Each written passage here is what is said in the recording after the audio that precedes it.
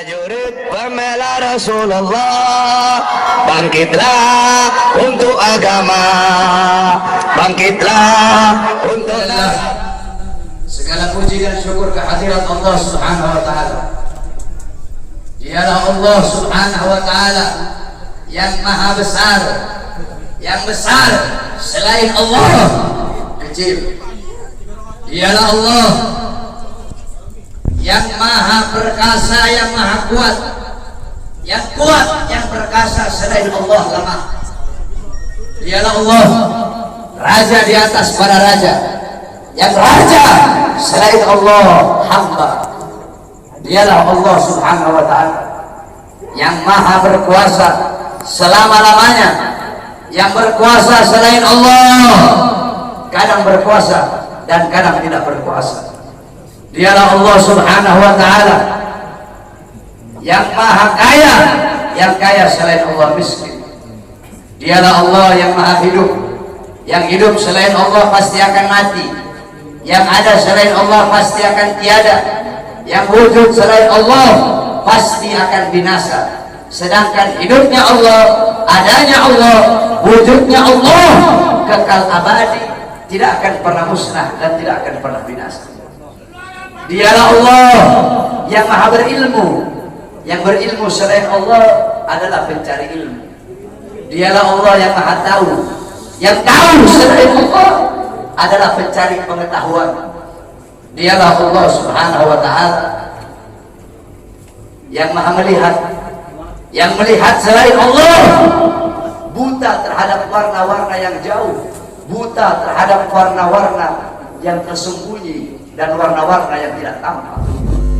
Dialah Allah Subhanahu wa ta'ala yang maha mendengar, yang mendengar selain Allah tuli terhadap suara-suara yang jauh dan suara-suara yang dekat akan menulikannya. Dialah Allah yang dimana kadar kedekatan hamba dengannya tidak akan membuat hamba itu setara dengannya. Jauhnya hamba darinya tidak akan menjadikan dinding penghalang antara dirinya dengan hambanya. Dialah Allah yang dimana walaupun seluruh makhluk berbuat baik tidak akan menambahkan sedikit pun keagungan di sisinya, dan walaupun seluruh makhluk berbuat dosa tidak akan mengurangi sedikit pun keagungan di sisinya. Dialah Allah yang memisahkan dan yang mempertemukan. Dialah Allah yang memisahkan Nabiullah Adam dengan Siti Hawa, dan dialah Allah yang mempertemukan Nabiullah Adam dan Siti Hawa. Allah pertemukan Nabiullah Adam dan Siti Hawa dalam surga, dan Allah pisahkan Nabiullah Adam dan Siti Hawa. Nabi Adam Allah turunkan di India di bawah kaki gunung Himalaya.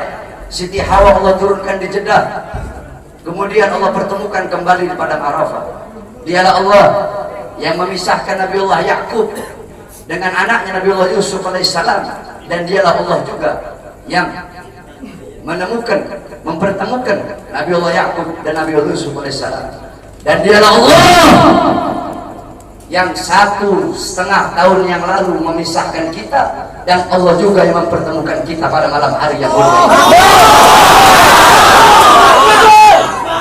Saudara-saudara sekalian yang dimuliakan oleh Allah Subhanahu wa ta'ala, alhamdulillah, saya bersyukur kepada Allah Subhanahu wa ta'ala atas nikmat yang Allah Subhanahu wa ta'ala berikan.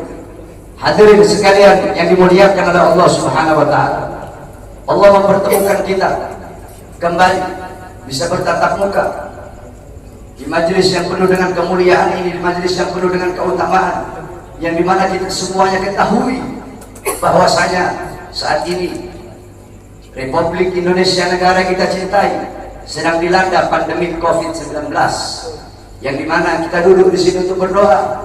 Mudah-mudahan Allah Subhanahu wa ta'ala segera angkat penyakit COVID dari tanah Indonesia yang kita cintai. Indonesia tanah para aulia, Indonesia tanah para habaib, Indonesia tanah para syuhada. Insya Allah akan Allah angkat semuanya. Saudara-saudara, corona atau apapun itu disebutnya, itu menurut ulama-ulama min ahlil bawatin, itu mereka adalah makhluk ciptaan Allah Subhanahu wa taala. Saudara-saudara, sekalipun corona dikatakan adalah virus yang diciptakan oleh Amerika, atau virus yang diciptakan oleh Cina, atau virus yang diciptakan oleh dokter, pasti ada unsur-unsur makhluk ciptaan Allah yang Allah ikut sertakan di dalam penciptaan virus tersebut, sehingga yang memiliki kekuasaan penuh atas virus tersebut adalah Allah Subhanahu wa taala. Maka satu-satunya jalan untuk menyelamatkan diri daripada itu kembali kepada Allah, taat kepada Allah, patuh kepada Allah, tunduk kepada Allah Subhanahu wa taala. Ketika engkau takut kepada Allah Subhanahu wa taala, akan Allah tanamkan dalam hati para makhluk rasa takut kepadamu. Ketika engkau kembali kepada Allah, takut kepada Allah, taat kepada Allah, apakah ada satupun makhluk yang bisa mencelakaimu? Saudara-saudara, ada penyakit yang lebih berbahaya dari corona. Apa itu? Hati yang lebih takut kepada corona daripada hati yang takut kepada Allah Subhanahu wa taala. Hatimu takut kepada corona, sampai-sampai engkau lebih takut kepada corona daripada Allah. Itu adalah penyakit yang lebih berbahaya daripada corona itu sendiri. Oleh karenanya bukan berarti kita tidak harus ikhtiar, tetap kita ikhtiar dengan masker. Sebab itu diajarkan oleh para ulama dan diajarkan oleh orang-orang soleh.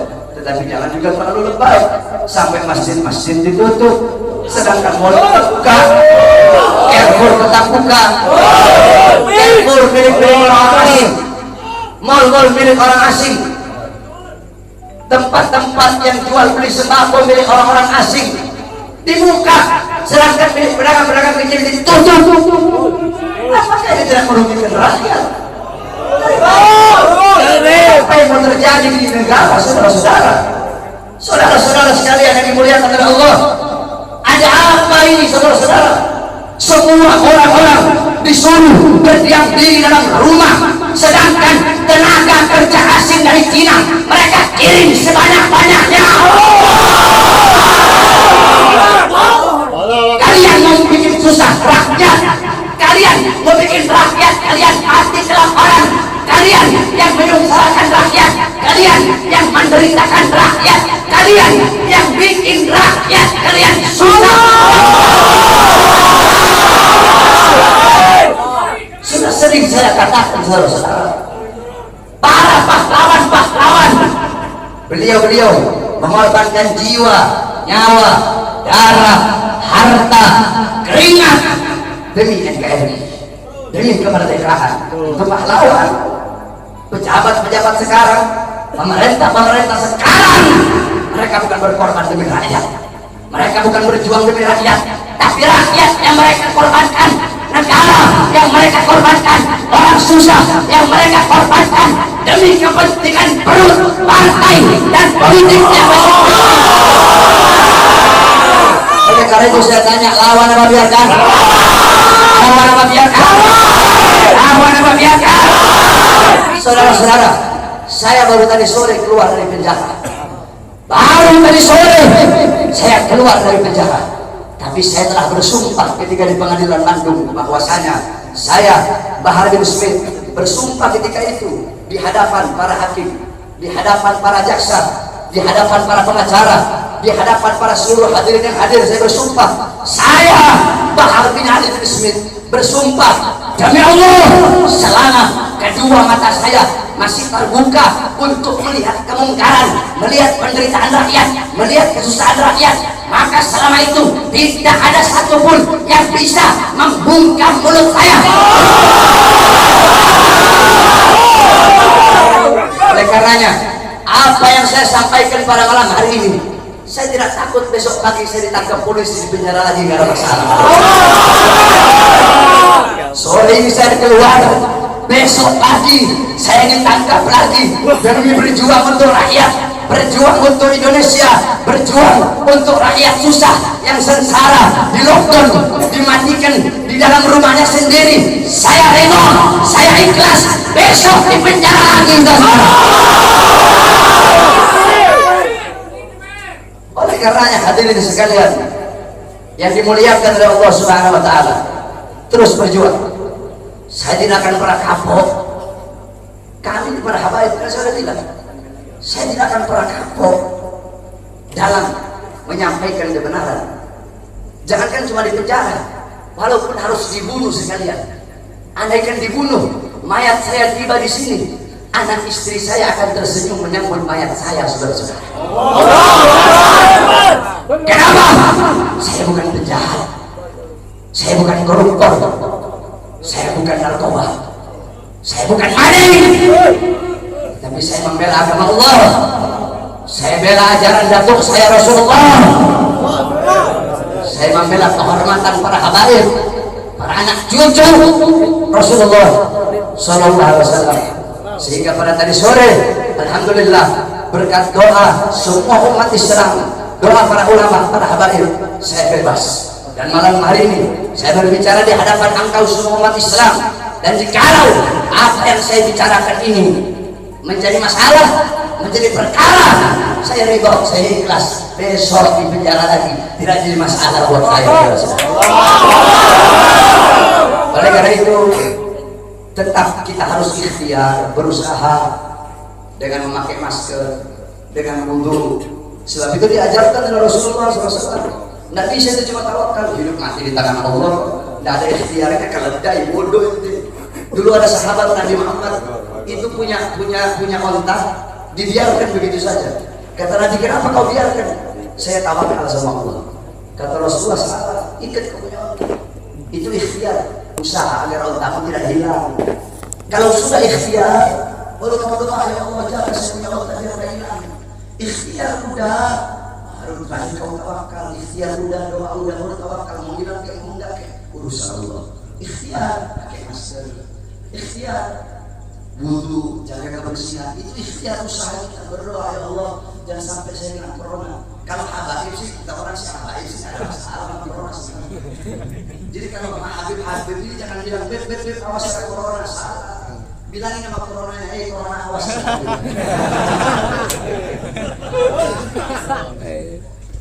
Corona awas, nanti kau dimasuki Habib. Bukan corona masuk Habib masuk di kau. Paham? Jadi tetap kita ikuti aturan pemerintah selama aturan pemerintah itu tidak melanggar agama. Kita sebagai warga NKRI yang baik wajib taat, wajib patuh kepada peraturan pemerintah, peraturan MUI. Betul? Karena apa? Selama aturan-aturan itu tidak melanggar agama, selama aturan-aturan itu apalagi senyawa dengan agama, menyatu dengan agama, maka kita sebagai orang yang beragama Islam wajib untuk mentaati dan mematuhinya. Betul? Tapi kalau pemerintahnya zalim sama rakyat, pemerintahnya kurang ajar sama rakyat, menyengsarakan rakyat, maka wajib untuk kita lawan, saudara-saudara. Betul? Saya tanya semuanya, jawab yang keras. Siap lawan kezaliman? Siap lawan kezaliman? Siap lawan penindasan? Siap hancur demi Islam? Siap hancur demi agama? Siap hancur demi Islam? Siap binasa demi Indonesia? Allahu Akbar! Allahu Akbar! Allahu Akbar! Allahu Akbar! Sampaikan kepada mereka bahwasanya saya Bahar bin Smith mengucapkan ini. Saya tidak takut sekalipun besok saya harus dijemput atau dipenjara lagi, saudara-saudara. Kenapa?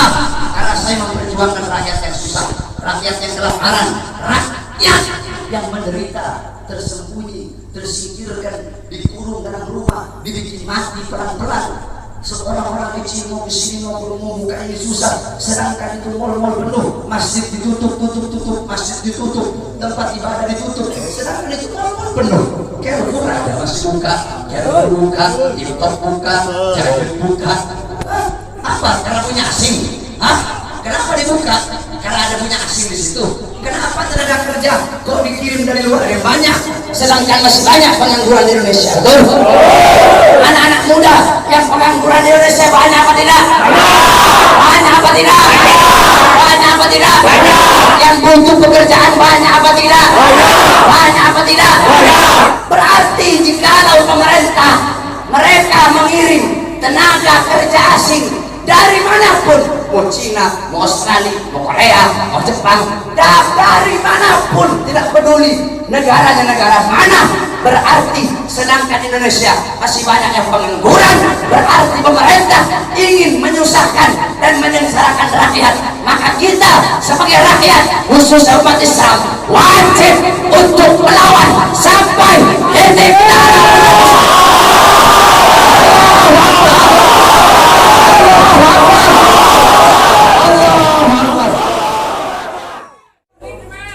Oleh karenanya hadirin sekalian yang dimuliakan oleh Allah Subhanahu wa taala, terus berjuang. Saya tidak akan pernah kapok. Kami di para habaib kan saya bilang, saya tidak akan pernah kapok dalam menyampaikan kebenaran. Jangankan cuma di penjara, walaupun harus dibunuh sekalian. Andaikan dibunuh, mayat saya tiba di sini, anak istri saya akan tersenyum menyambut mayat saya, saudara-saudara. Kenapa? Saya bukan penjahat, saya bukan koruptor, saya bukan narkoba, saya bukan maling, tapi saya membela agama Allah. Saya bela ajaran datuk saya Rasulullah. Saya membela kehormatan para habaib, para anak cucu Rasulullah Sallallahu Alaihi Wasallam.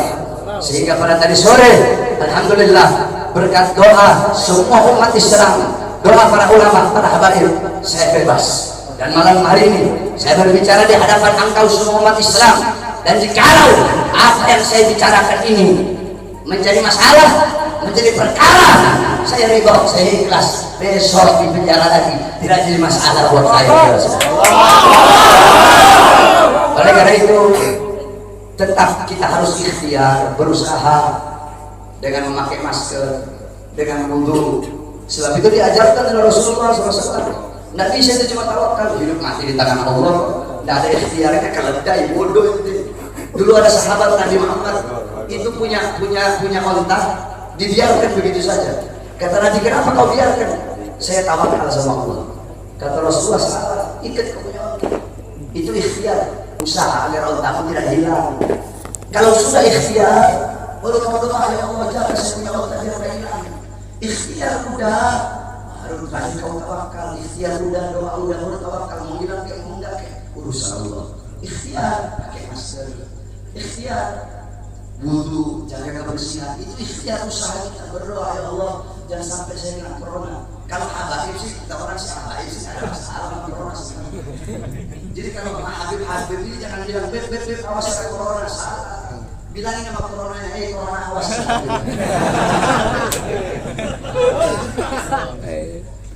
Corona awas, nanti kau dimasuki Habib. Bukan corona masuk Habib, masuk di kau. Paham? Jadi tetap kita ikuti aturan pemerintah. Selama aturan pemerintah itu tidak melanggar agama, kita sebagai warga NKRI yang baik wajib taat, wajib patuh kepada peraturan pemerintah, peraturan MUI. Betul? Karena apa? Selama aturan-aturan itu tidak melanggar agama, selama aturan-aturan itu apalagi senyawa dengan agama, menyatu dengan agama, maka kita sebagai orang yang beragama Islam wajib untuk mentaati dan mematuhinya. Betul? Tapi kalau pemerintahnya zalim sama rakyat, pemerintahnya kurang ajar sama rakyat, menyengsarakan rakyat, maka wajib untuk kita lawan, saudara-saudara. Betul? Saya tanya semuanya, jawab yang keras. Siap lawan kezaliman? Siap lawan kezaliman? Siap lawan penindasan? Siap hancur demi Islam? Siap hancur demi agama? Siap hancur demi Islam? Siap binasa demi Indonesia? Allahu Akbar! Allahu Akbar! Allahu Akbar! Allahu Akbar! Sampaikan kepada mereka bahwasanya saya Bahar bin Smith mengucapkan ini. Saya tidak takut sekalipun besok saya harus dijemput atau dipenjara lagi, saudara-saudara. Kenapa? Karena saya memperjuangkan rakyat yang susah, rakyat yang kelaparan, rakyat yang menderita. tersembunyi, tersingkirkan, dikurung dalam rumah, dibikin mati pelan-pelan.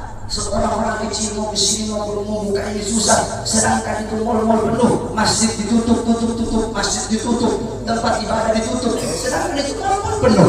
Carrefour ada masih buka, Carrefour buka, Impor buka, Jadul buka. Apa? Karena punya asing? Hah? Kenapa dibuka? Karena ada punya asing di situ. Kenapa tenaga kerja kok dikirim dari luar yang banyak, sedangkan masih banyak pengangguran di Indonesia? Betul? Anak-anak muda yang pengangguran di Indonesia banyak apa tidak? Banyak apa tidak? Banyak apa tidak? Yang butuh pekerjaan banyak apa tidak? Banyak apa tidak?